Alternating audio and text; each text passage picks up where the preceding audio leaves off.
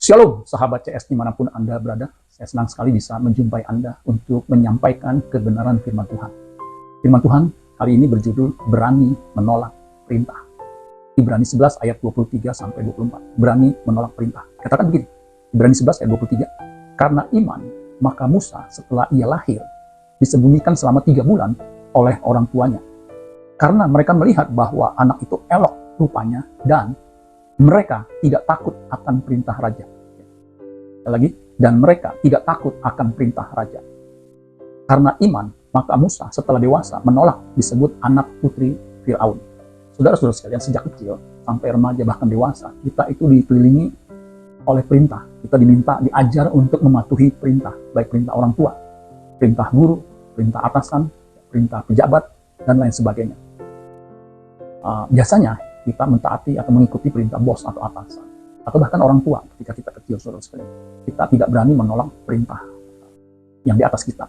Nah, kali ini kita belajar berani menolak perintah. Perintah siapa? Kalau kita baca di situ, dikatakan orang tua Musa itu tidak takut dengan perintah Raja Firaun. Pada waktu itu Raja Firaun memerintahkan khususnya untuk bidan yang menolong wanita Ibrani, wanita Yahudi yang melahirkan, itu disuruh bunuh. Jadi kalau ada bayi laki-laki harus dibunuh. Nah, orang tua Musa ini berani menolak karena dia melihat anaknya itu elok rupanya, dan mereka tidak takut. Nah, itu kata kuncinya. Jadi mereka tidak takut dengan perintah raja. Tentunya perintah raja punya konsekuensi logis. Ya, konsekuensi logisnya tentunya hukuman mati, saudara, kalau menolak perintah raja. Nah, orang tua Musa ini tidak takut, saudara sekalian. Mereka berikhtiar untuk menyelamatkan bayi mereka. Nah, orang tua Musa ini diberikan hikmat untuk menolong anaknya ini supaya tidak binasa atau tidak dibunuh. Dengan cara apa, saudara? Dengan cara dihanyutkan di sungai sambil diawasi. Pada waktu itu sedang ada seorang putri Firaun sedang mandi, saudara, ketika melihat bayi Musa yang begitu elok. Nah, putri Firaun ini ingin mengadopsi Musa yang pada waktu itu begitu indah dilihatnya ya, sebagai bayi. Nah, kakak dari Musa waktu itu, Miriam yang lebih dewasa, itu menghampiri putri Firaun dan menawarkan inang pengasuh yang bisa memberikan susu. Nah, tentunya inang pengasuh itu adalah ibunya, ibu Miriam dan juga ibu Musa. Nah, saudara sekalian, singkat cerita, Musa itu diangkat menjadi anak angkat dari putri Firaun, sehingga dia jadi pangeran Mesir. Nah, saudara sekalian, ini menarik, saudara sekalian. Yang menyusu, yang mengasuh itu justru orang tua kandung dari Musa, sehingga Musa sampai dewasa. Nah, yang menarik, setelah Musa dewasa, Musa pun di ayat selanjutnya, ayat 24, Musa dengan iman, ya, karena iman menolak disebut anak putri Firaun, karena memang orang Yahudi, saudara sekalian. Nah, dari sini kita belajar, saudara sekalian, kita harus berani menolak perintah, tentunya perintah yang tidak sesuai dengan firman Tuhan. Ya, apapun konsekuensi logisnya, seorang percaya harus berani menolak perintah yang tidak sesuai dengan kebenaran firman Tuhan. Ya.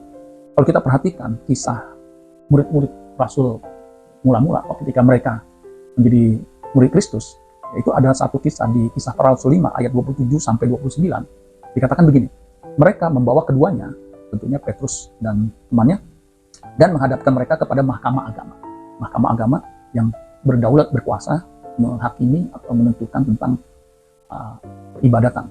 Imam besar mulai menanyai mereka, katanya, ayat 28, katanya, dengan keras, kami melarang kamu mengajarkan nama itu, nama Yesus.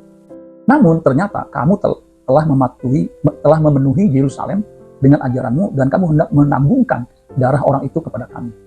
Justru ketika mereka dilarang, mereka justru tetap mengajarkan nama itu, nama Yesus. Nah, ayat 29 dikatakan, tetapi Petrus dan rasul-rasul itu menjawab, katanya, kita harus lebih taat kepada Allah daripada kepada manusia. Nah, ini jelas, saudara. Kita harus lebih taat kepada perintah Allah daripada perintah manusia.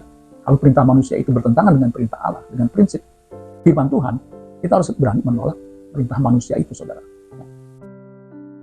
Ada satu statement dari mantan Kapolri yang bernama Jenderal Timur Pradopo. Ini menarik, saudara.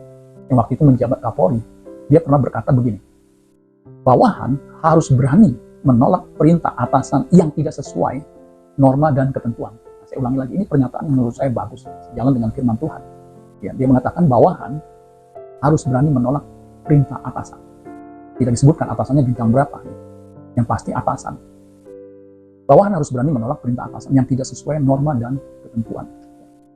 Ternyata saudara sekalian, kalau kita teliti hukum atau norma atau peraturan yang baik itu tidak bertentangan dengan firman Tuhan. Ya. Itu jelas. 10 hukum itu kan berlaku sebagai dasar hukum yang ada di negara-negara ya, pada umumnya. Itu 10 hukum. 10 hukum Musa. Nah, jadi saudara sekalian, ternyata anggota Polri itu punya hak dan kewajiban berani menyampaikan penolakan terhadap perintah atasan yang bertentangan dengan norma dan ketentuan yang berlaku. Nah, seandainya polisi mengerti prinsip ini, saya yakin tidak akan terjadi tragedi pembunuhan Brigadir J yang terakhir ini sudah memasuki masa putusan atau vonis, saudara. Nah, kalau kita memahami kebenaran firman Tuhan ini, saya percaya saudara sekalian, kita akan diberkati. Sebab firman Tuhan ya dan amin. Firman Tuhan itu, Alkitab itu, Bible itu adalah instruksi yang kita harus taati supaya kita bisa hidup kekal. Ada yang mengatakan Bible, B-I-B-L-E, Bible itu singkatan B, basic, E, I, instruction, before living earth. Jadi Bible itu singkatan dari basic instruction before living earth. Dia adalah perintah basic, perintah dasar sebelum kita meninggalkan dunia ini. Nah, kalau kita mengikuti firman Tuhan, mengikuti perintah firman Tuhan, dan berani menolak hal yang bertentangan dengan firman Tuhan, pasti diberkati.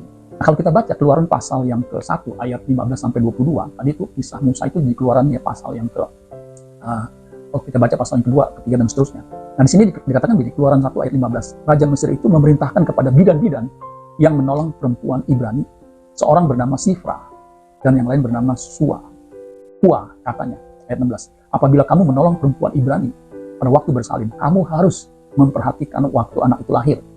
Jika anak laki-laki, kamu harus membunuhnya. Tetapi jika anak perempuan, bolehlah ia hidup. Perintahnya jelas, ya, tidak multitafsir. Kalau laki-laki bunuh, perempuan biarkan hidup. Ayat 17, tetapi perhatikan, bidan-bidan itu takut akan Allah dan tidak melakukan seperti yang dikatakan Raja Mesir kepada mereka dan membiarkan bayi-bayi itu hidup. Ya, bayi-bayi laki dibiarkan hidup. Karena kedua bidan ini takut akan Tuhan. Jadi orang yang takut akan Tuhan, dia berani menolak perintah raja yang bertentangan dengan firman Tuhan. Ayat 18. Lalu Raja Mesir memanggil bidan-bidan itu dan bertanya kepada mereka, mengapakah kamu berbuat demikian? Membiarkan hidup bayi-bayi itu? Ayat 19, jawab bidan-bidan itu kepada Firaun, sebab perempuan Ibrani tidak sama dengan perempuan Mesir, melainkan mereka kuat. Sebelum bidan datang, mereka telah bersalin. Ayat 20, maka Allah, perhatikan, ini konsekuensi akibat kalau kita taat kepada firman Tuhan. Maka Allah berbuat baik kepada bidan-bidan itu. Bertambah banyaklah bangsa itu dan sangat berlipat ganda. Bukan hanya Allah berbuat baik kepada bidan-bidan itu dijelaskan. Ayat 21 terakhir. Dan karena bidan-bidan itu takut akan Allah, maka ia besar Allah, membuat mereka berumah tangga. Lalu Firaun memberi perintah kepada seluruh rakyatnya, lemparkanlah segala anak laki-laki yang lahir bagi orang Ibrani ke dalam sungai Nil. Tetapi segala anak perempuan biarkanlah hidup. Nah, saudara-saudara sekalian, jadi jelas dua bidan ini takut akan Tuhan. Dia berani menolak perintah Raja Firaun. Tidak membunuh bayi laki-laki Yahudi. Saudara. Dia membiarkan hidup. Dan Tuhan menghargai, Tuhan menghormati. Itulah sebabnya Tuhan memberkati bidan ini. Nah, saudara-saudara sekalian, biar kita boleh mengerti kebenaran firman Tuhan ini, sehingga kita mendapatkan berkat Tuhan, terhindar dari hal-hal yang membuat kita celaka, saudara sekalian. Apapun konsekuensi logisnya, kalau perintah itu tidak sesuai dengan firman Tuhan, kita tetap lebih taat kepada Allah daripada kepada manusia, meskipun nyawa pertaruhannya. Amin buat firman Tuhan. Tuhan Yesus memberkati. Sola Gracia.